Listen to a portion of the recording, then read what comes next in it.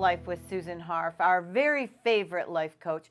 Hi everyone, I'm Rose Martin, and thank you so much for joining us as Susan shares tools and strategies and tips every once in a while for the ways that we can navigate this crazy journey called life to live our very best one. I can't wait to hear what you're thinking about today. Susan, hello, what are you thinking about today? Thank you, Rose. Happy that you're joining us as well. What I'm thinking about is the notion that you might want to change your job and you don't know where to start. And I've heard this from many clients over the years where they're not happy with what they're doing, but they've been doing it for so long and they just really don't know where to begin. This is really timely because of people even doing new industries or trying to learn something new after just coming back to work. So this is great timing. It is, you know, this is a time actually when people are having to think about those things. Mm-hmm. And what I want people to think about is I want them to approach this subject in a proactive way, meaning instead of just looking for what's out there, you know, getting up and turning your computer on and looking at the jobs that are available. What I want people to start with instead is to think about, what is your passion? What do you love to do? And not only what do you love to do, but what do you bring to almost every role that you have? And one of the ways to find out about your passion is to ask other people who know you. So that's, for starters, one of the things that you can do. So, for example, actually, one of the workshops that I lead is called the Kitchen Cabinet. And I call it that because we meet in people's kitchens. And we meet with a variety of people who know them. And the goal of the session is to come up with a job description, so to speak, of their next job, whoever the focus is of the Kitchen Cabinet that week. With surrounded by people who know you and are there supporting you in your next endeavor, okay? Well, so for instance, I have done it for myself too. And my kitchen cabinet was made up of people who I had babysat before when I was a teenager. I babysat for their children, people who had been previous bosses of mine, people who were present colleagues of mine, people who knew me in a variety of different ways and different arenas in my life. And what happens in the kitchen cabinet is people talk to you about who they believe you are. So, for instance, we're not going to do the kitchen cabinet here now, but starting with talking with people who know you, ask them the question, how do you see me? And what role do you think I bring at work, in the family, and in our friendship? At the library, at the grocery store. When you see me with people, how do you see me? Do you see me as the person who's the listener? Do you see me as the person who's usually the talker? Do you see me as the mediator? Do you see me as trying to make nice? Do you see me as somebody that other people go to for advice? Do you see me as somebody who likes to stir up excitement? Am I somebody who kind of likes the status quo? Do I drive at the speed limit? Do I drive above the speed limit? How do you see me?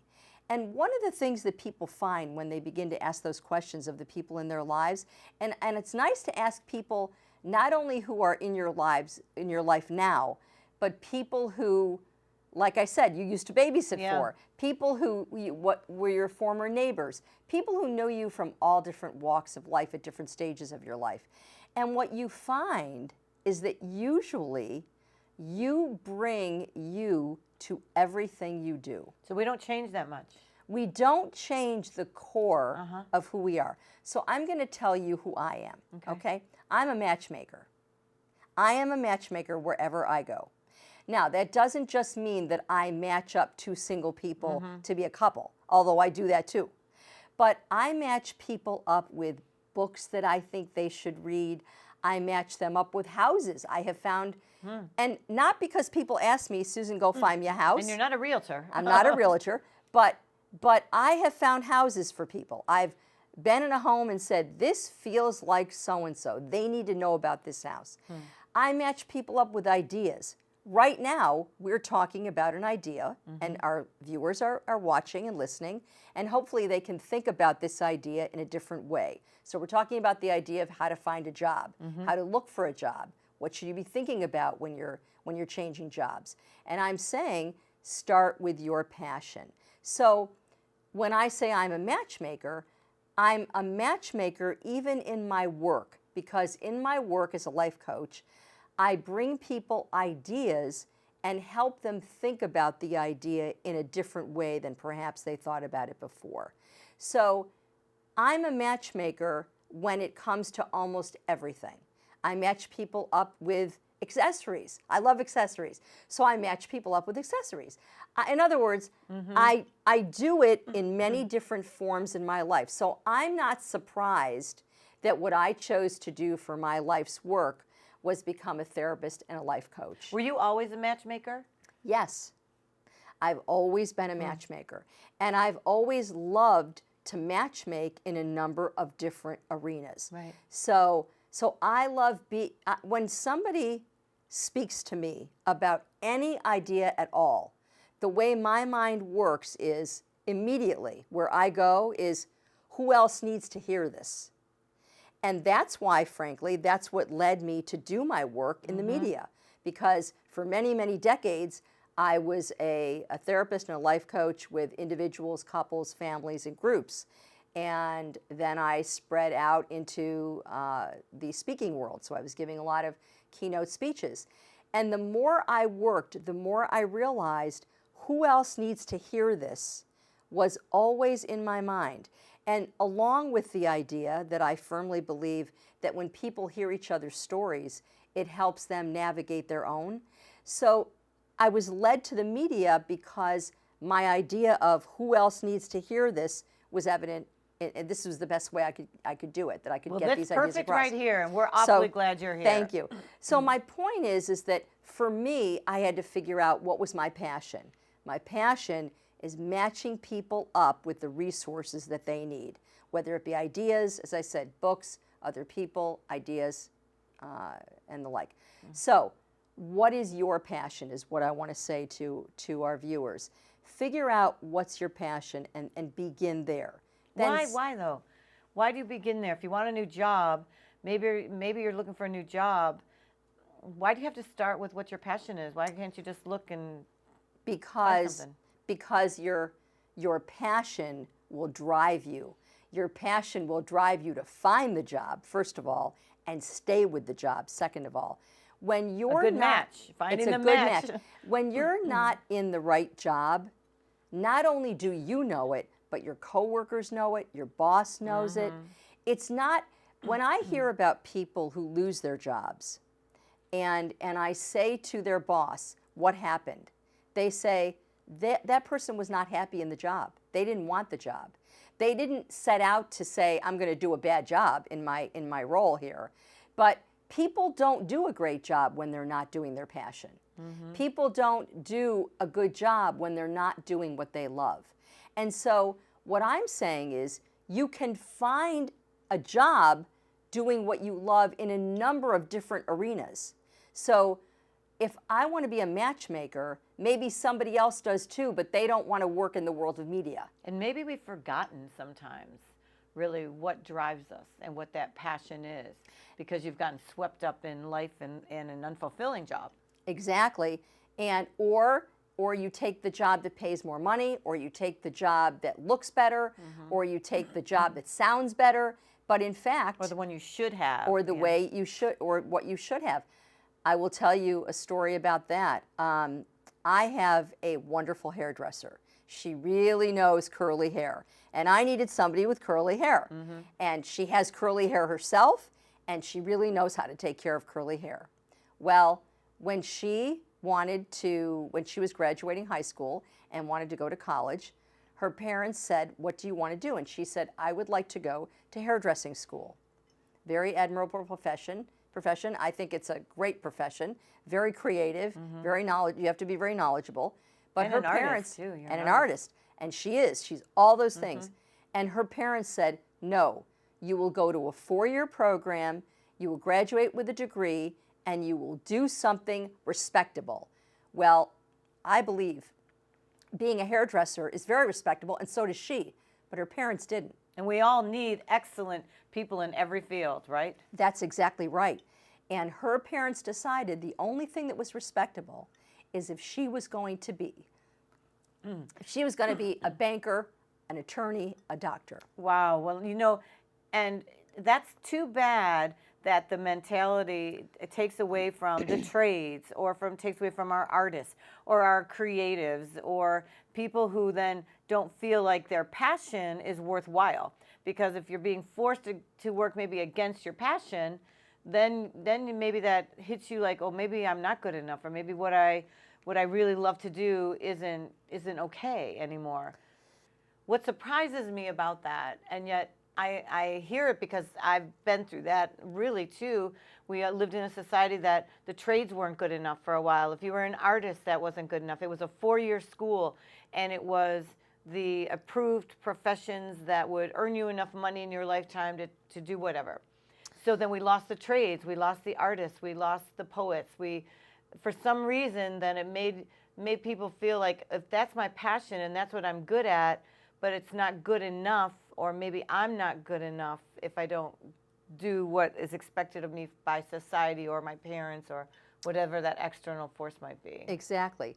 So what happened to the hairdresser I'm talking about is she subordinated her passion and what she really wanted to do in order to please her parents. And she became a finance director. And she was an excellent finance director. She was fabulous at it. But she didn't love it the way she would if she was a hairdresser.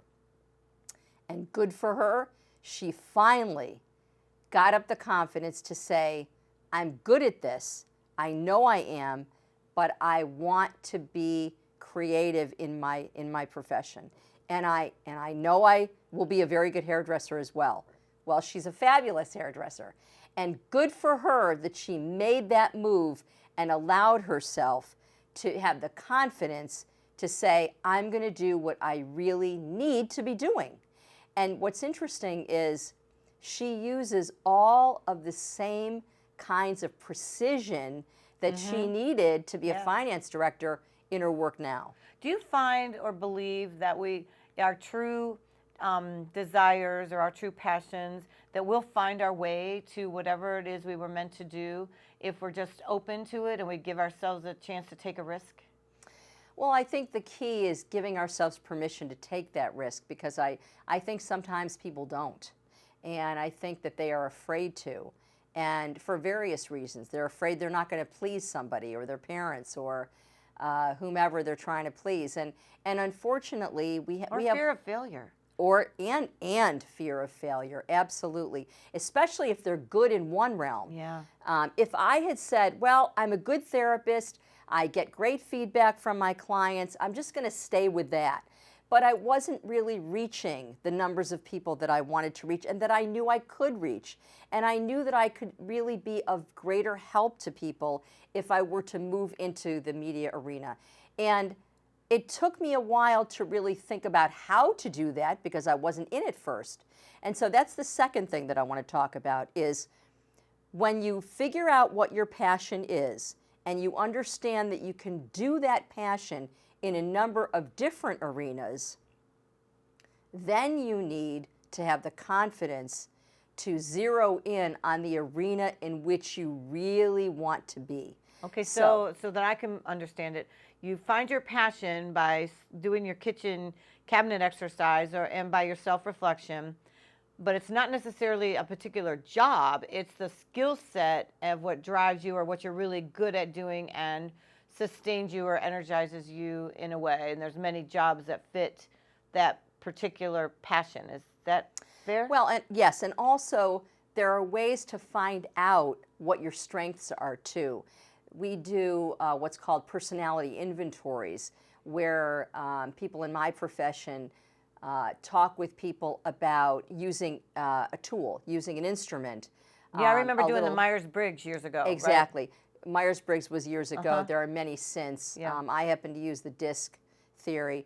And we talk with people then about helping them find out what their personality style is at work and how they can utilize the tools and the resources that they have in their own brain to help motivate them in their work. So that helps move them forward to the kind of work that they would be most successful at. So there are a number of different ways that you can get at what will I be successful at, and for sure, it's not just one thing.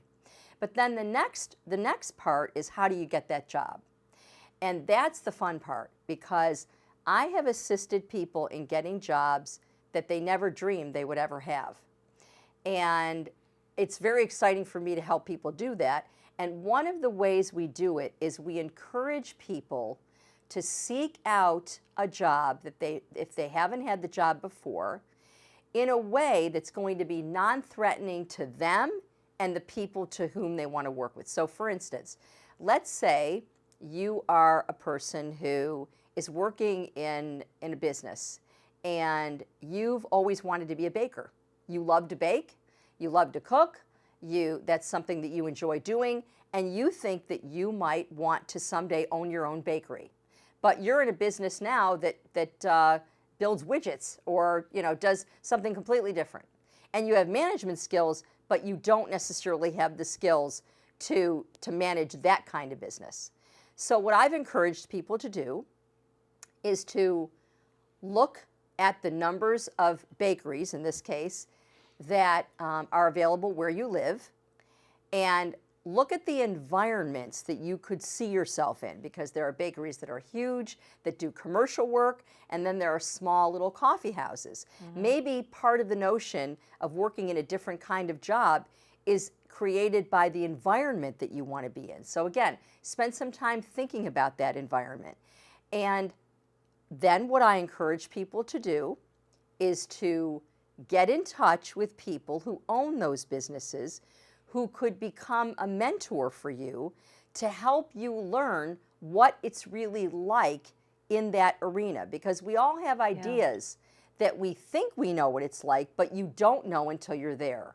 Mm-hmm. So I have a client for whom actually I'm speaking about now, because he was somebody who was a manager in a different kind of line of work, and he started calling up bakeries, and he realized he didn't want to be in the commercial end of it. Mm-hmm. He wanted to be in a bread making, like the kind of coffee house that you go to where they make their own bread, mm-hmm. and you walk in the door and you smell the bread immediately, and that's where he wanted to be.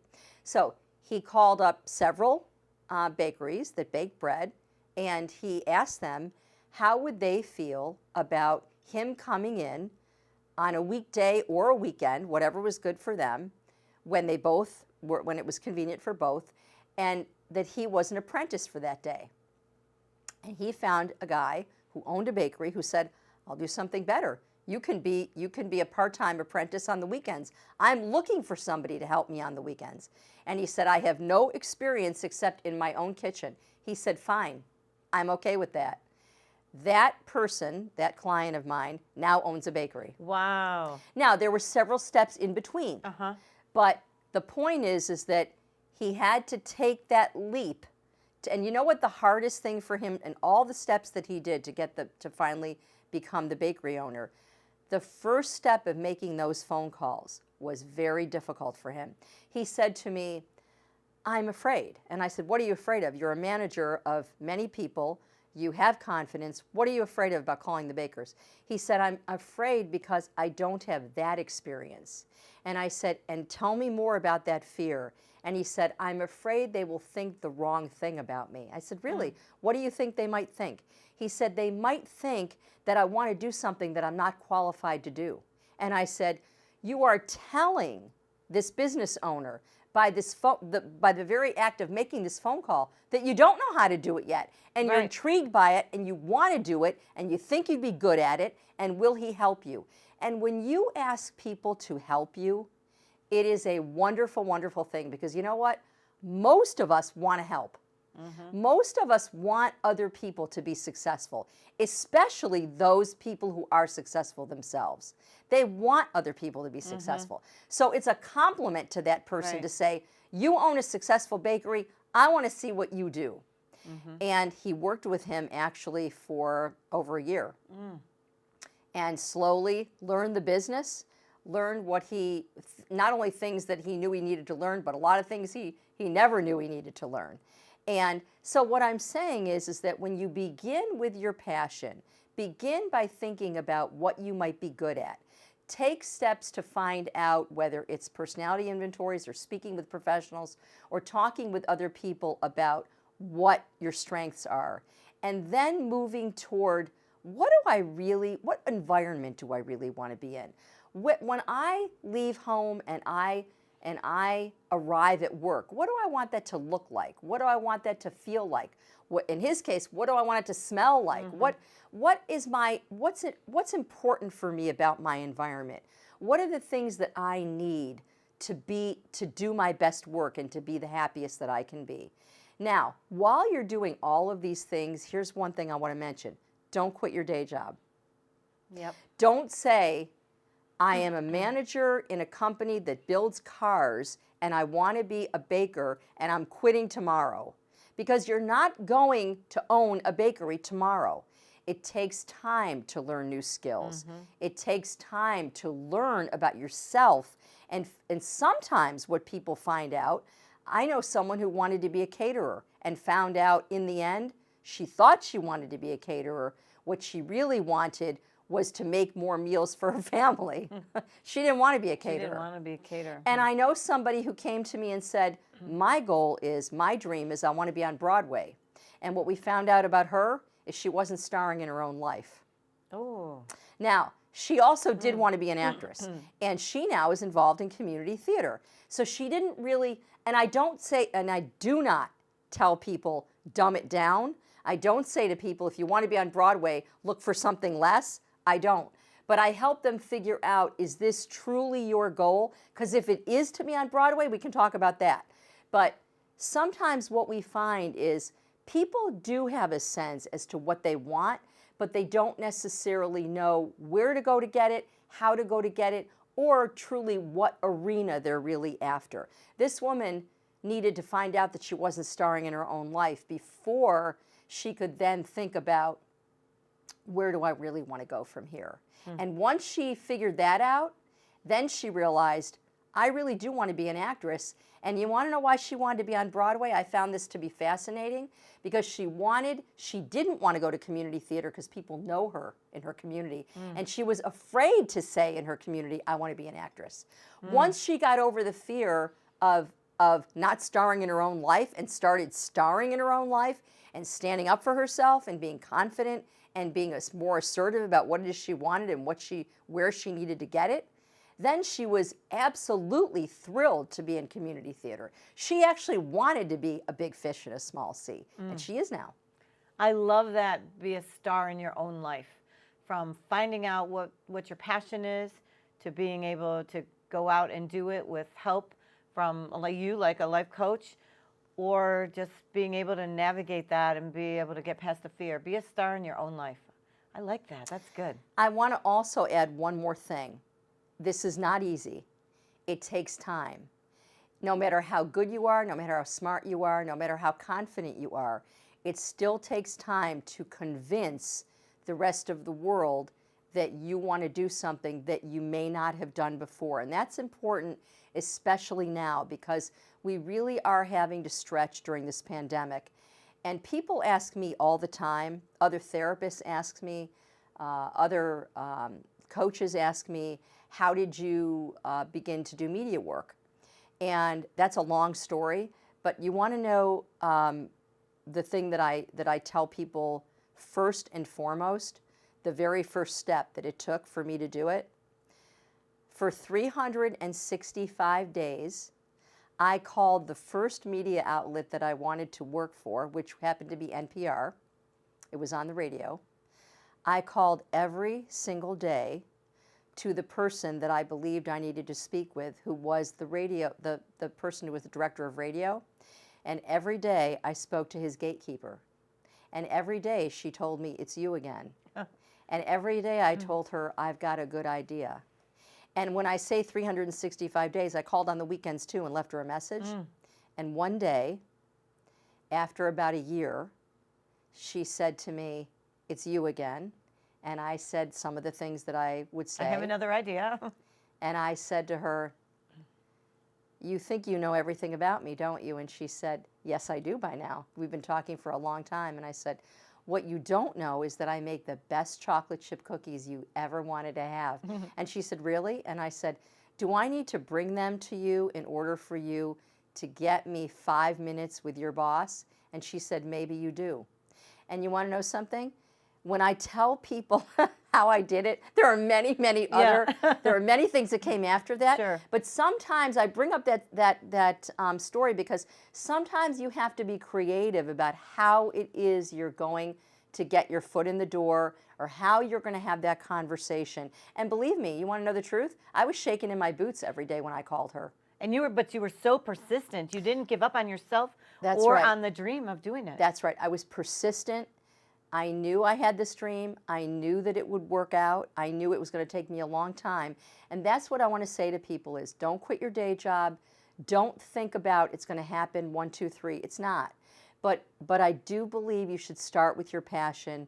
And I also, the other thing I want to add is that I honestly believe that we are all here to serve in some way. And finding out your passion is really finding out the way you're going to serve. And when you know that you are doing the right thing, you will absolutely, without question, know that this is the way you were meant to serve. This is the way that you were meant to use your gifts. You'll know it as true as you know your own name. And that's refreshing and so nice to know. It's your home. You were always meant to do this, and finally That's right. you got it. Oh, special thanks to Susan for helping us learn how to be the star of our own life and finding our passion in order to take those risks to go the next step. It's been an awesome session with our life coach, Susan Harf, right here. If you'd like to get in contact with Susan, you can reach her at reallife@blueridgepbs.org. Drop her a line, share your thoughts, suggest some topics that you'd like to cover. I know she'd love to hear from you. I'm Rose Martin. Thanks so much for joining us, and go out there and be the star of your own life. Have a great day.